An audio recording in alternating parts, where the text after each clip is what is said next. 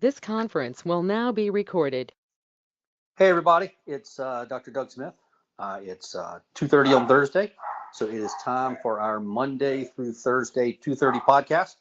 This is the podcast where you hear the truth about what actually happened with the opioids. This is a podcast where you'll be exposed to the science of what actually happened in the opioids. By the way, if you hear the barking dogs in the background, my apologies. We have dogs, and they bark, especially that one. Ain't much I can do about it. So, as you probably know, I'm going through the process of writing this book. This book is to help us get the first set of mass tort lawsuits filed in court, probably state court actually, filed in court, which is the hopefully the step that will get us some credibility. You know, people kind of look at us like we're a bunch of fruitcakes. Because, of course, how could the psychiatrists be so wrong, and how could the FDA be so wrong, and how could the pharmaceutical companies be so wrong? And yet the answer is right in front of you on the screen right there. Okay, you are looking at the actual scientific evidence of what happened to you. We can look at it from different angles and different forms, and I do.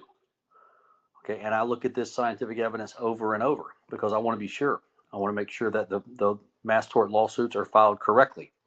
And what you're looking at right there, okay, that's 10 separate addresses in the human DNA. Okay, human DNA has 3 billion, over 3 billion separate addresses. And you're looking at 10. Okay, by the way, if you stacked 3 billion pennies on top of each other, it'd be a stack of pennies over 900 miles high. Okay, and out of 3 billion addresses, out of 3 billion sites, we found the 10, and you're looking at them right there. Those are the 10 that cause the damage. When you want to know why you got sick, you're looking at it. When you want to know what messed up your life so much, you're looking at it right there. Okay, and what you're looking at is the DNA of the opioid naive. That's in the kind of the orange, the salmon color, and the DNA of the opioid dependent. Our people, our opioid dependent means that when you try to stop taking the opioids, you get sick. And as you can see, the blue is taller than the orange. Okay, and what we're doing here is we're actually measuring levels of methylation. Okay, methylation is the exact type of poisoning that was done to you. What happened to you? You were poisoned. What happened to you? You were poisoned by the pharmaceutical industry. What happened to you? You were poisoned by the pharmaceutical industry and without your knowledge or permission. Did they have an obligation to warn you? Yes, they did. They have a legal obligation to warn you. Okay, did they issue the warnings? No, they did not. They failed to issue the warnings. If they had warned you, hey, the opioids will damage your DNA, well, quite frankly, you probably wouldn't have taken them. But you were denied that opportunity. You were denied the opportunity of informed consent. You were denied the opportunity to make that decision. Okay, most of you guys just took the opioids exactly as prescribed. You didn't know that every single dose was doing a little more methylation, a little more damage, a little more methylation, a little more damage. That blue got a little bit higher, a little bit higher, a little bit higher, further away from the orange, until it reaches some threshold that we really don't understand. And then when you felt your symptoms, your first symptoms was your tolerance was up. It took more of the opioids to have the same effect.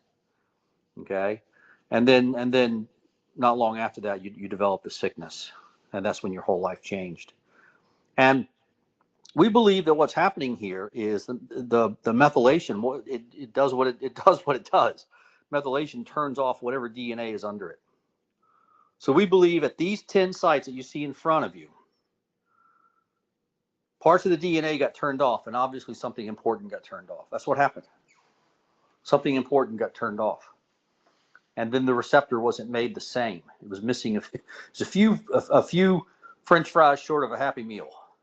And it was missing something. Something important got turned off, and the receptor was built differently. It was missing some widgets, gadgets, whatever. It was missing some pieces. Didn't work the same. Okay, and let me tell you, this opioid receptor, that's the OPRM1 gene that you're looking at right there in front of you. Okay, that's the gene that encodes for the main opioid receptor. This opioid receptor is ancient. Okay, it's 450 million years old. The opioid receptor emerged in life about the same time as the hinged jaw. Okay, look at how many animals have hinged jaws. Okay, almost everything, and how many don't? You know what? Earthworms.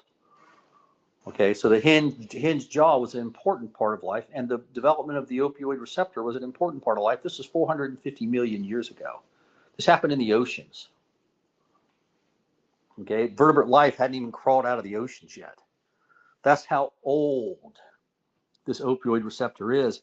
And the bottom line is, you don't want to mess with old ancient DNA, okay, because these are the building blocks of life. This is what the components of life are built upon.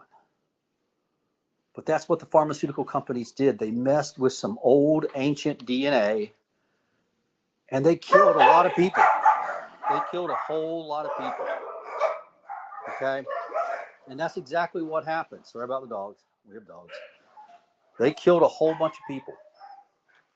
And now we got to hold them responsible.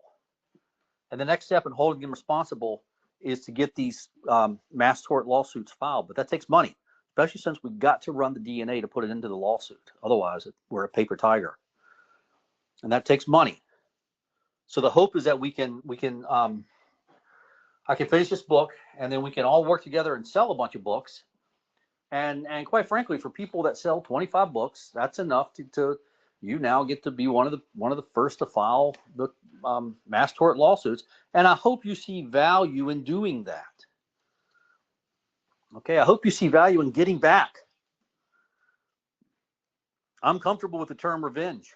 I hope you see value in getting revenge on the pharmaceutical companies for what they did to you. Because once these mass tort lawsuits start, they're never going to stop. Okay, these companies will pay for what they did.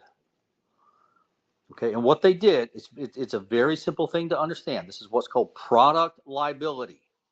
Product liability. And all manufacturers, even those that are not pharmaceutical manufacturers, all manufacturers, doesn't matter what you manufacture. If you manufacture tractors or ladders, you have the obligation to warn for stuff that you knew or should have known. And now remember, the scientific articles about the methylation, well, they came out in 2009, 2011, 2014, 2018, 2020. I mean, there was no doubt that the pharmaceutical companies needed to warn the people. The science was there. The science was there. They had the obligation to warn, and they warned nobody. What role did psychiatrists play in that? You really don't know. It's almost like there's two separate things that happened. On one hand, you were poisoned by the opioids, and on the other hand, you were given a false diagnosis by the psychiatrist of opioid addiction. The two are different. They're not necessarily the same. Both groups need to be held accountable. Okay. Both groups need to be held accountable. So it's, we'll hold here for today. Okay. But again, if there's any question that we're wrong, look at the data on the screen in front of you. We're not wrong. Okay. We're confident in what we're saying because we went into the lab and did the work. Okay. We did the work. You're looking at it on the screen right there. Why did you get sick after taking the opioids for a while? You're looking at it on the screen right there. That is scientific evidence for genetic damage. The blue is bigger than the salmon. The blue is bigger than the orange. That's the damage. We can measure it.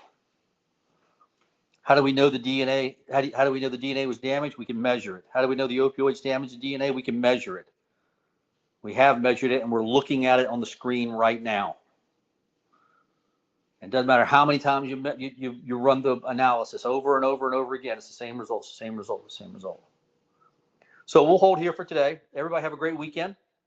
We will be back next Monday through Thursday at 2:30. Please don't forget to like and subscribe to us.